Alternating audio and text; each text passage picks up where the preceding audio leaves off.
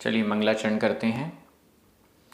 णम्यूण जिणवरिंदे णरसुर भवनिंद वंदिये सिद्धे वोच्छामि भाव पाहुड मवशेषे संजदे सिरसा।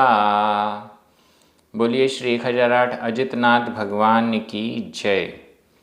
आचार्य श्री कुंद कुंद स्वामी की जय। आचार्य गुरुवर विद्यासागर समय सागर जी महाराज की जय। मुनि पुंगव श्री 108 सुधा सागर जी महाराज की जय। हम सभी बड़े ही सौभाग्यशाली हैं जो हमें आचार्य कुंद कुंद स्वामी के महान ग्रंथ अट्ठपाहुड़ के अध्ययन का अवसर मिल रहा है। 5वां भाव पाहुड़ चल रहा है।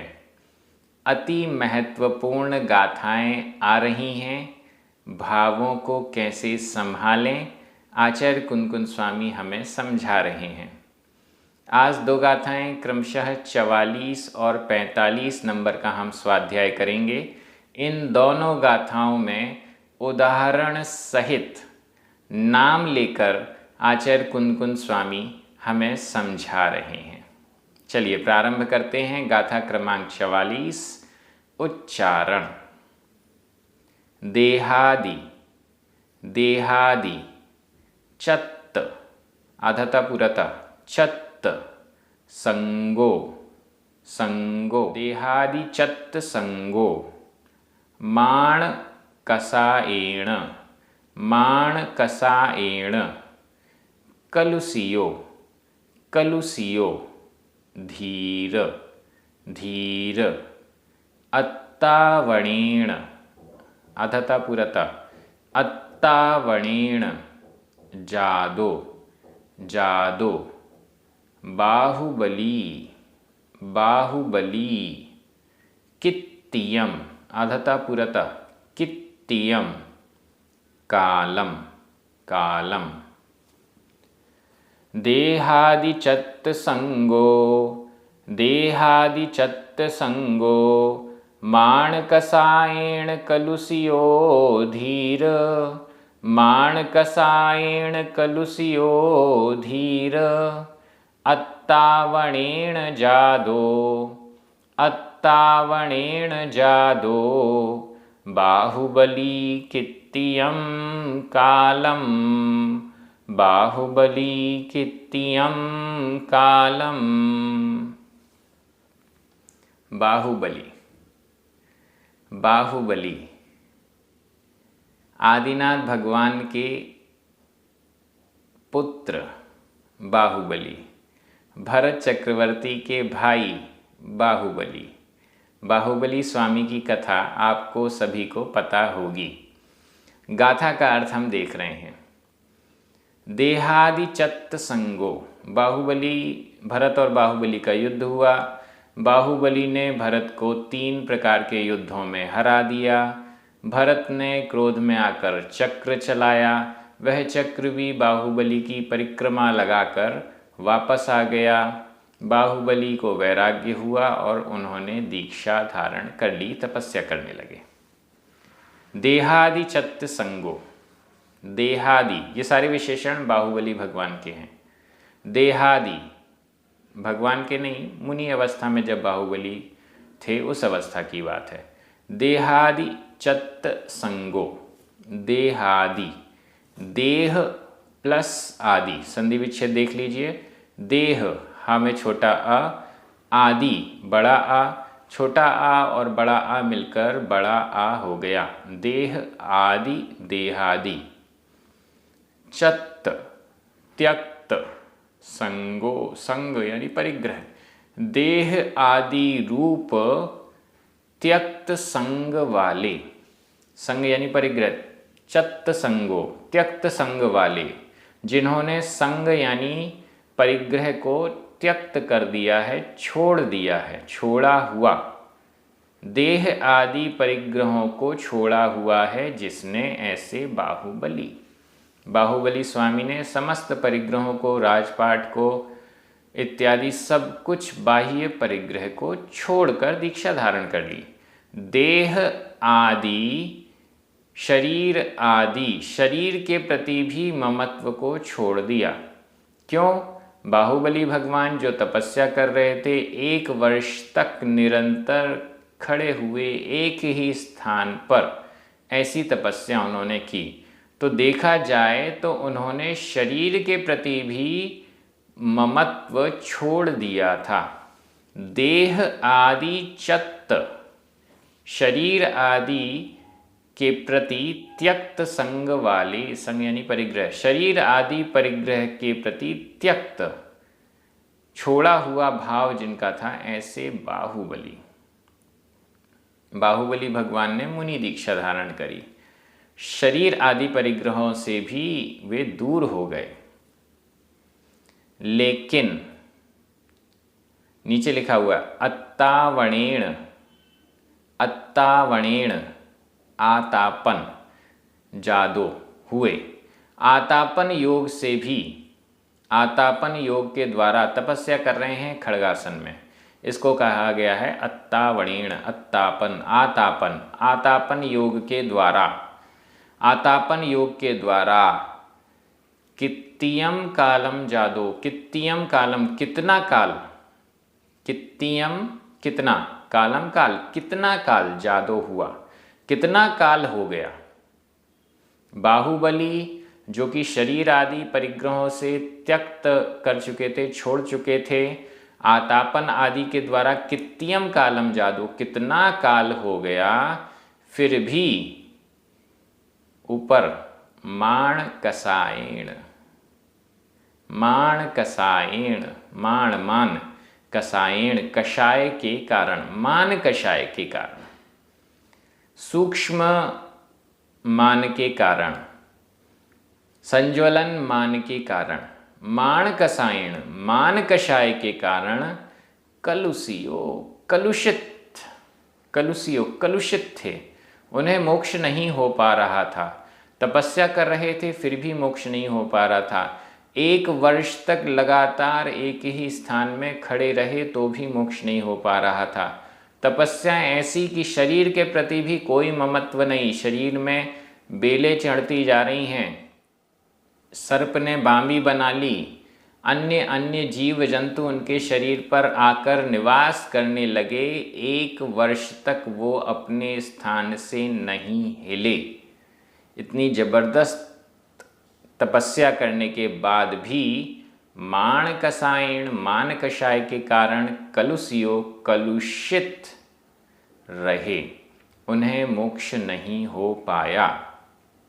धीर, हे धीर, हे धैर्यवान, हे महायश मुनि, बाहुबली तक अपना कल्याण 1 वर्ष तक नहीं कर सके। आतापन योग पर खड़े हुए होने पर भी कितने समय तक, कित्तियम कालम कितना काल उन्हें लग गया, और उतने काल तक वो कलुषित ही बने रहे। क्यों कलुषित बने रहे?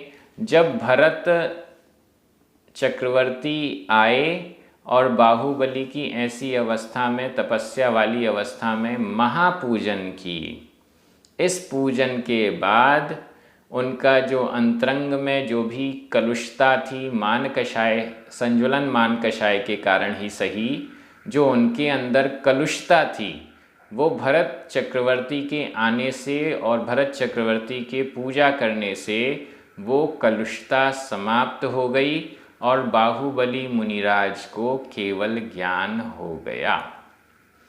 अब यहाँ जो चर्चा आ रही है, द्रव्यलिंग बिल्कुल सही था, कोई परिग्रह उनके पास नहीं था, समस्त परिग्रह शरीर तक का ममत्व परिणाम उनके अंदर नहीं था।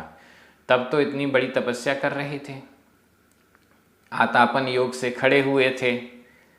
अंतरंग में ये भाव था कि मैंने व्यर्थ में भरत से युद्ध किया, जब मुझे दीक्षा लेनी ही थी तो युद्ध करने के बाद क्यों, युद्ध करने से पहले ही ले लेता। बस इतनी सी उनके मन में एक कलुषता रह गई थी कि मुझे युद्ध नहीं करना चाहिए था, मैं भी अन्य भाइयों की तरह दीक्षा ले लेता, युद्ध करके मैंने ठीक नहीं किया। अब इतनी सी कलुषता, इतनी सी भावों की कमी रह गई और उस कारण से मोक्ष नहीं हो पा रहा था। भावों का महत्व, भावलिंग का महत्व। हालांकि इस गाथा में ये बिल्कुल नहीं कहा जा रहा है कि बाहुबली मुनि अवस्था में भावलिंग से रहित थे, ऐसा नहीं कह रहे हैं। इस गाथा में बिल्कुल ऐसा नहीं लिखा है। देहादि चत्त संगो शब्द कह रहा है कि शरीर के प्रति भी ममत्व नहीं है।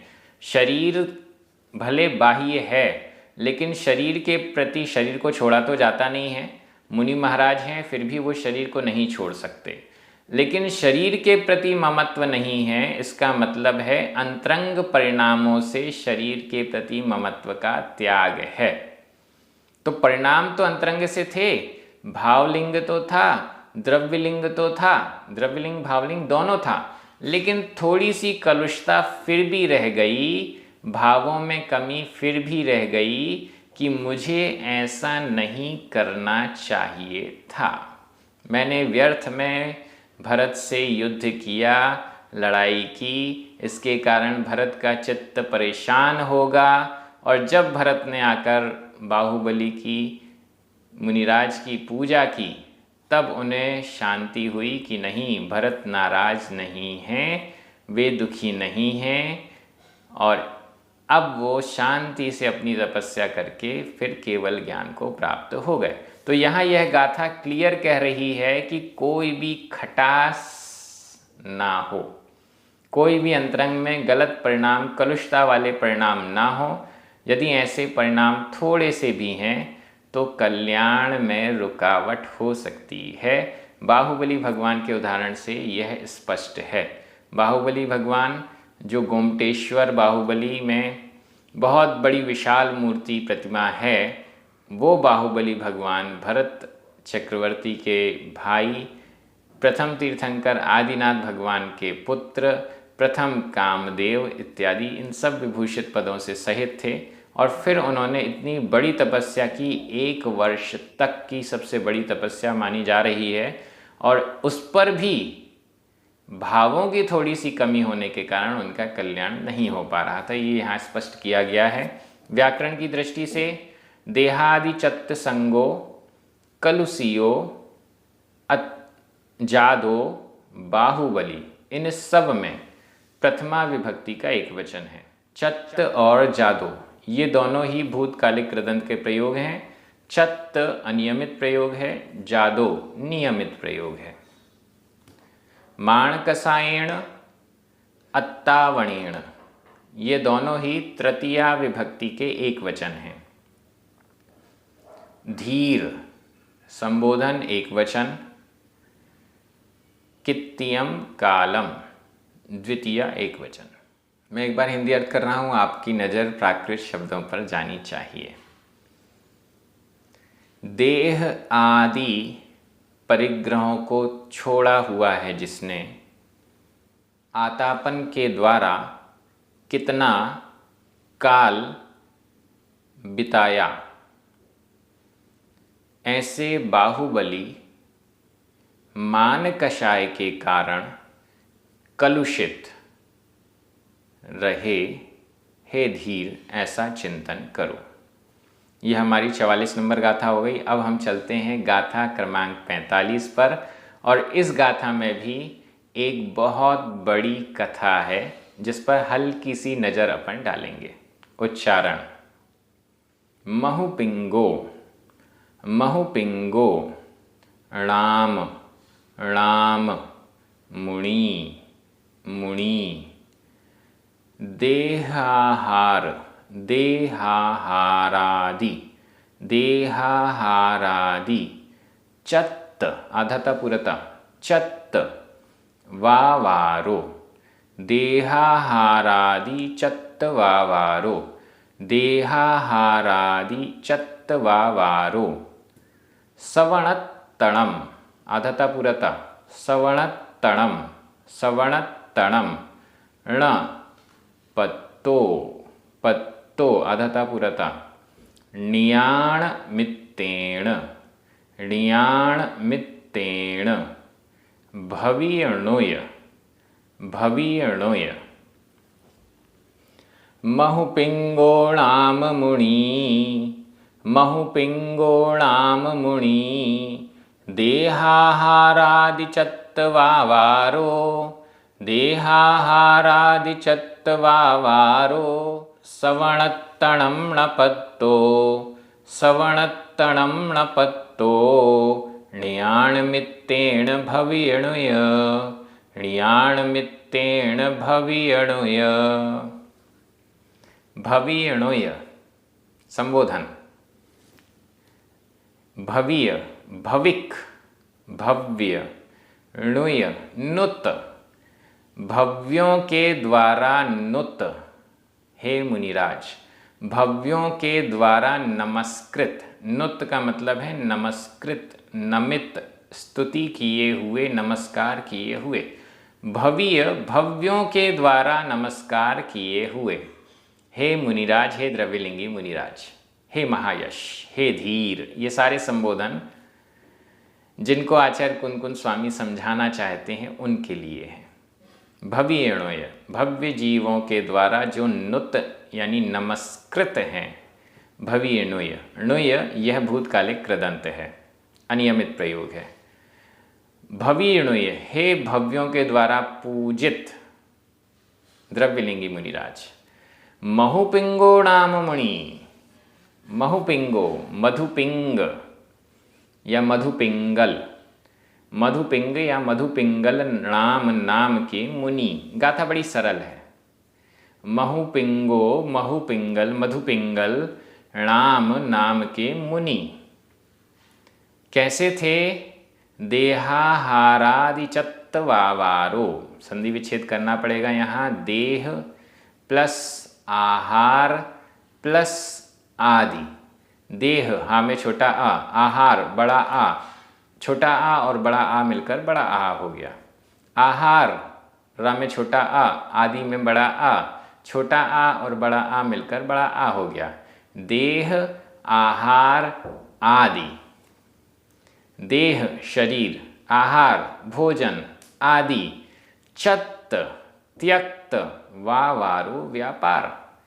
समस्त व्यापारों को, शरीर आहार आदि समस्त व्यापारों को जिसने चत्त यानी त्यक्त किया है, छोड़ा हुआ है, ऐसे महुपिंगो नाम मुनि, महुपिंगल मधुपिंगल नामक मुनि सवणत्तणम न पत्तो।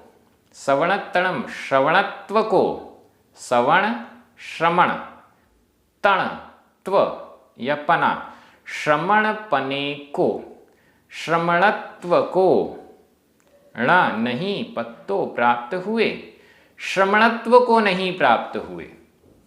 मधुपिंगल नाम के मुनि जिनका शरीर और आहार आदि के व्यापार को जो छोड़ चुके थे, लेकिन श्रमणत्व को नहीं प्राप्त हुए। क्यों प्राप्त नहीं हुए? नियाण मित्तेण, नियाण निदान, मित्तेण मात्र के कारण, निदान मात्र के कारण। यहाँ मित्तेण का अर्थ मात्र है। इसके पहले भी गाथा क्रमांक 43 में बंधवाई मित्तेण ये शब्द आया था, वहाँ भी मित्तेण का अर्थ मात्र, बांधव आदि मात्र के कारण। और यहाँ नियाण मित्तेण निदान मात्र के कारण। श्रमणत्व को क्यों नहीं प्राप्त हो सके? निदान मात्र के कारण। निदान कर लिया कि मैं मेरी तपस्या में यदि शक्ति है तो मैं ऐसा करूं या मैं ऐसा हूं। निदान मात्र के कारण मधुपिंगल नाम के मुनि जिन्होंने देह और आहार आदि व्यापार को छोड़ चुके थे, वो श्रमणत्व को प्राप्त नहीं हुए। श्रमणत्व, श्रमणत्व भावलिंग, श्रमण पने को, श्रमण बन तो गए, मुनि बन तो गए। मुनि शब्द भी यहाँ लिखा हुआ है, बिल्कुल लिखा हुआ है। मुनि बन तो गए, नॉर्मल मुनि नहीं बने हैं। शरीर और आहार का भी जिन्होंने त्याग कर दिया, ऐसे मुनि बने, लेकिन फिर भी श्रमण पने को प्राप्त नहीं हो सके। द्रव्यलिंग का तो पालन हो रहा है, अन्य तपस्याएं भी बहुत हो रही हैं, लेकिन श्रमणत्व को, भावलिंग को प्राप्त नहीं हो सके। नियाण मित्तेण, निदान मात्र के कारण। निदान क्या होता है? अगले भव में मुझे इन इन भोगों की प्राप्ति हो। मैं जो धर्म कार्य कर रहा हूँ उस धर्म कार्य का फल मुझे इन भोगों की प्राप्ति हो, ऐसा जो निदान करते हैं, ऐसा जो लक्ष्य बनाते हैं, ऐसा जो संकल्प करते हैं, वो निदान कहलाता है। और इस निदान से वस्तु प्राप्त, यदि हमारा पुण्य होगा तो वस्तु प्राप्त हो जाएगी, लेकिन उसको भोगने पर दुर्गति ही होती है। निदान का फल दुर्गति की प्राप्ति है। धर्म कार्य करने पर भोगों की लौकिक आकांक्षाएं करना, यह निदान बंध कहलाता है। निदान बंध के कारण, निदान मात्र के कारण मधु पिंगल नाम का मुनि श्रमणत्व को प्राप्त नहीं हुआ। अब मधु पिंगल कौन था, शॉर्ट में कथा सुन लीजिए। वैसे विस्तार से तो आपको महापुराण आदि में ये कथा मिलेगी। एक सगर राजा थे और एक मधु पिंगल नाम के राजा थे। किसी कन्या का स्वयंवर हुआ, किसी राजकुमारी का स्वयंवर हुआ। दोनों वहाँ पहुँचे। जो सगर थे वो कुछ उम्र दराज थे और ये जो मधु पिंगल थे ये नवीन नवयुवा थे। होना तो ये था कि जो राजकुमारी थी उसको मधु पिंगल को चुनना था, लेकिन कुछ कंट्रोवर्सी की गई मंत्री के द्वारा, सगर के मंत्री के द्वारा, और एक किताब ऐसी बनाकर छुपा दी गई। फिर उसको निकाला गया, फिर उसमें वाचन किया गया कि ये ऐसा ऐसा व्यक्ति अगर हो तो उसे स्वयंवर से बाहर कर देना चाहिए। ये गलत किताबें पहले भी बनती थी, अभी भी बनता है। गलत प्रचार पहले भी होता था, अभी भी होता है, बचना चाहिए। तो उस गलत प्रचार के कारण मधु पिंगल को स्वयंवर से बाहर कर दिया गया और अल्टीमेटली वो जो राजकुमारी थी उसकी शादी सगर से हो गई। इस कारण से वो बहुत लज्जित हुआ मधु पिंगल, और लज्जित होकर उसने दीक्षा धारण कर ली। दीक्षा धारण कर ली, अच्छा मुनि बन गया, सब कुछ बढ़िया हो गया। भ्रमण कर रहे हैं, अपनी चर्या कर रहे हैं, तपस्या कर रहे हैं। एक बार कहीं से शब्द कानों पर पड़े किसी श्रावक के माध्यम से कि उस राजा सगर ने छल करके राजकुमारी से विवाह किया, और ऐसा ऐसा पूरा प्रसंग उनको समझ में आ गया, सुनने में आ गया। इसके बाद उन्होंने निदान किया, अगर मेरी तपस्या में कोई शक्ति है तो मैं इस सगर के पूरे वंश का समूल नाश करूं। ऐसा निदान कर लिया। अगले भाव में मरण करके वो किसी देव के रूप में जन्म लिया और फिर उन्होंने प्रपंच रचकर सगर का नाश किया। ये सारी कथा है। इस कथा का बहुत लंबी कथा है, मैंने टीका में पढ़ी है, आप भी पढ़ सकते हैं, पुराणों में भी वो कथा मिल सकती है। यह कथा पर्वत नारद और राजा वसु वाली कथा से जॉइंट भी होती है। तो ये सारी चीज़ें आप बिल्कुल पढ़िएगा, खोजिएगा, या तो अष्टपाहड़ की टीका में से वो कथा पढ़ लीजिएगा। मधु पिंगल नाम के मुनि बनने के बाद भी श्रमणत्व को प्राप्त नहीं हो सके, निदान मात्र के कारण। हमको भी धर्म क्रियाएं करने के बाद कोई ऐसा निदान नहीं रखना है अपने मन में कि इन धर्म क्रियाओं का फल मुझे भोगों के रूप में मिले, भोगों की प्राप्ति भविष्य में हो, ऐसा निदान नहीं करना चाहिए। धर्म क्रिया जो की जा रही है वो आत्म कल्याण के लिए की जा रही है, भोगों की प्राप्ति के लिए नहीं की जा रही है। ऐसा निदान नहीं करना चाहिए। तो यहाँ पर एकदम क्लियर हो रहा है व्याकरण की दृष्टि से। महुपिंगो मुनि देहाहारादि चत्वावारो पत्तो, ये सभी प्रथमा विभक्ति के एक वचन हैं। यहाँ पर चत्त और पत्तो और आगे आएगा णुय, ये सभी भूतकालिक कृदंत के प्रयोग हैं। णाम ण, इसको अव्यय कह दीजिए। सवणतणम द्वितीय विभक्ति का एक वचन, णियाणमित्तेण तृतीया विभक्ति का एक वचन, भवीणुय संबोधन एक वचन। इस प्रकार से व्याकरण हो गई। मैं एक बार हिंदी अर्थ कर रहा हूँ, आपकी नज़र प्राकृत शब्दों पर जानी चाहिए। हे भव्य जीवों के द्वारा नमस्कार किए हुए द्रव्यलिंगी मुनिराज, निदान मात्र के कारण शरीर आहार आदि व्यापारों को जिसने छोड़ा हुआ है, ऐसे मधुपिंगल नाम वाले मुनि श्रमणपने को प्राप्त नहीं हुए। एकदम सिंपल और सीधा सीधा अर्थ है। भाव पाहुड़ इतना सरल है लेकिन हमारे लिए कितना महत्वपूर्ण है ये सब आप समझ रहे होंगे। आप सभी इसी प्रकार से अध्ययन कीजिए, सभी को बड़ा आनंद आ रहा है।